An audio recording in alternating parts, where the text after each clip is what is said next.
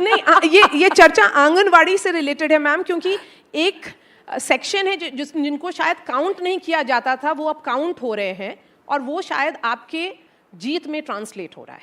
देखिए, आप छत्तीसगढ़ के ट्राइबल परिवारों की भूमिका के अगर बारे में चर्चा करना चाहें तो वो भी सिंप्लीफाई नहीं हो सकता।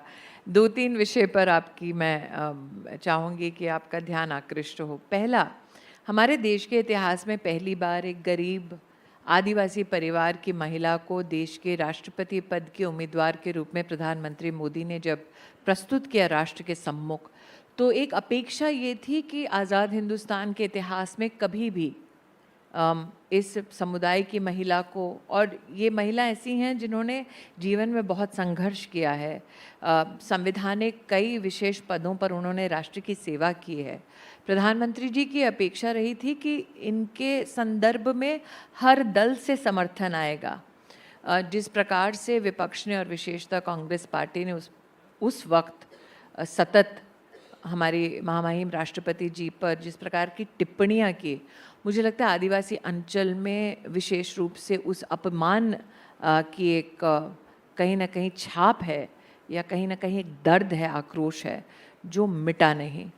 जहाँ तक अब आदिवासी बहनों की बात या आकांक्षी ज़िलों की बात कर रही हैं, प्रधानमंत्री जी ने जब आकांक्षी ज़िले या फिर प्रधानमंत्री जनमन, जो विशेष आदिवासी समुदायों में सोशल इंफ्रास्ट्रक्चर को पुनः उसे सुदृढ़ करने की दृष्टि से प्रधानमंत्री जी का संकल्प रहा, तो उन्होंने कम से कम हमारे मंत्रालय में सक्षम आंगनवाड़ी की हमने कल्पना प्रस्तुत की, जिसमें देश में 2 लाख आंगनवाड़ी, जो सिर्फ और सिर्फ हमने एस्पिरेशनल ज़िलों से शुरू की, अब आदिवासी अंचल में भी हमारा विशेष 2500 से ज़्यादा आंगनवाड़ियों को विशेष सारे रूल्स रिलैक्स करके, क्योंकि आंगनवाड़ी बनता है तो उसके आसपास में आबादी कितनी है उसके हिसाब से आंगनवाड़ी चिन्हित होता है। आदिवासी अंचल में आबादी शायद उतनी ज़्यादा ना हो, फिर भी प्रधानमंत्री जी ने कहा कि यहाँ पर सोशल इंफ्रास्ट्रक्चर की, आंगनवाड़ी, स्कूल की, सड़क की ज़रूरत है, तो आप रूल्स रिलैक्स कीजिए, उनके लिए विशेष बनवाइए। साथ ही मुझे लगता है सक्षम आंगनवाड़ी की जो कल्पना है वो साधारण आंगनवाड़ी नहीं है। भारत नेट से जुड़ा हुआ वो आंगनवाड़ी का स्पेस है, ऑडियो विजुअल लर्निंग वहाँ पर डिवाइसेस या फिर इंगेजमेंट्स और प्रोटोकॉल्स उपलब्ध हैं, रेन वाटर हार्वेस्टिंग की पूरी व्यवस्था उपलब्ध है। और आज के दशक में अगर हम कहें कि आंगनवाड़ी को सिंपली एक छोटा सा कमरा है, वो आंगनवाड़ी दीदी है, वैसी कल्पना प्रधानमंत्री की नहीं थी। उन्होंने कहा हर आंगनवाड़ी बहन के पास एक स्मार्टफोन हो, और स्मार्टफोन में एनालिटिक्स के साथ उनके पास एक ऐप हो, डिवाइस इनेबल्ड हो, कि वो हर एक बेनिफिशियरी तक, लाभार्थी तक रिकॉर्ड सहित पहुंच सके। मैम, कुछ स्टेटिस्टिक्स की बात करते हैं, और ये इशू आपके दिल के बहुत करीब है, इसलिए अहम होगा। India has nearly 14 lakh anganwadis and over 9 crore beneficiaries, of which 8 crore are children. 10 crore beneficiaries, of which 7.5 crores of women are children under the age of 6. How have you reimagined Anganwadis? And my question is also, how was this institution, because this is an institution which your ministry has created, what was it before 2014 and what has changed after 2014? See, the idea of Anganwadi is something that germinated in our country in the 1970s, but it was in a very abysmal condition. One of the officers who's seated here today, in fact, under his leadership, along with our former, just retired, former additional secretary Aditi, for the first time there was a different budget head given for water. Can you imagine something that came into Indian politics and Indian bureaucracy in the 1970s, for the first time had a distinct budget line for water after Modi became Prime Minister.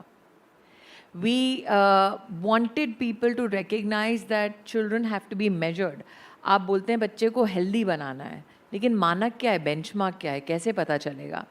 तो मंत्रालय हमारा और स्वास्थ्य मंत्रालय दोनों के बीच में समन्वय ही नहीं था मोदी जी के प्रधानमंत्री बनने से पहले, कि किसके स्टैंडर्ड के आधार पर बच्चे के आप हेल्थ डिसाइड करेंगे। WHO के स्टैंडर्ड को लेकर हमने दोनों मंत्रालय के समन्वय से स्टैंडर्डाइज्ड एक प्रोसेस और प्रोसीजर आंगनवाड़ी की बहनों को, आशा वर्कर्स को दिया। नरेंद्र मोदी ने कहा कि अगर हम चाहते हैं कि महिला की मृत्यु दर कम हो बच्चे के जन्म देते वक्त, तो महिला क्यों नहीं जाती है डॉक्टर के पास, कि उस एक दिन में अगर उसको वैक्सीन लगाना है या डॉक्टर का चेकअप करना है, मजदूरी का पैसा कम पड़ जाता है। तो नरेंद्र भाई ने कहा ऐसा करते हैं कि ऐसी गर्भवती बहनों के लिए आप उनके बैंक में कैश ट्रांसफ़र करवाओ।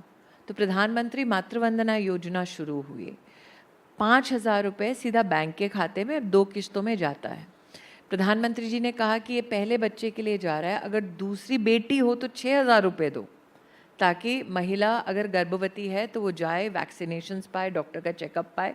और एक बार एक मेंटल फ्रेमवर्क हो जाता है कि इस अस्पताल में जा रहे हैं तो डॉक्टर्स और वहाँ पर जो मेडिकल पर्सनल फील्ड वर्कर्स हैं वो महिला को प्रोत्साहित करते हैं कि आप घर पे बच्चे को जन्म ना देना, अगर कुछ हो गया तो फिर कम से कम डॉक्टर की सुविधा आपको अस्पताल में मिलेगी। तो वो इंस्टीट्यूशनल डिलीवरी आपकी बढ़ने लगी, महिला की मौत, बच्चे को जन्म देते हुए ये परसेंटेज आपका घटने लगा। अब बच्चा अगर अस्पताल की परिधि में जन्म लेता है, बच्चे को जन्म के वक्त अगर कोई तकलीफ़ है तो आपके पास मेडिकल इंफ्रास्ट्रक्चर उपलब्ध है उस बच्चे की देखभाल करने के लिए। व्यवस्था प्रधानमंत्री जी ने कहा कि अगर आज मुझे पता करना है किसी ज़िले में, किसी ब्लॉक में, किसी गांव में बच्चा बीमार है कि नहीं, कैसे पता करेंगे? तो प्रधानमंत्री जी ने पोषण अभियान को एक नेशनल फ्लैगशिप स्कीम बनाया। हमारे देश के इतिहास में कभी भी, आप कह रही हैं मेरे मंत्रालय का ये काम है, हम 18 मंत्रालयों का समन्वय करते हैं। 18 मिनिस्ट्रीज़ कोलैबोरेट अंडर द पोषण अभियान, which means 18 ministries includes ministry of agriculture. अब कोई सोचेगा कि आंगनवाड़ी में एग्रीकल्चर का क्या काम है। हमने पोषण वाटिका बनवाई, देश भर में 2 लाख से ज़्यादा पोषण वाटिका बनाई, जिसमें हमने कहा कृषि विज्ञान केंद्र कहीं चल रहा है उसके कृषि विशेषज्ञ को बुलाओ, वहाँ की जो टोपोग्राफी है उसके हिसाब से स्थानीय कौन सी वेजिटेबल्स उग सकती हैं जो आंगनवाड़ी की बहनें बच्चों को वहाँ खिला सकती हैं। तो देयर हैज़ बीन, कहते हैं ना, God is in details, and the Prime Minister finds God in that detail almost in every project that he undertakes.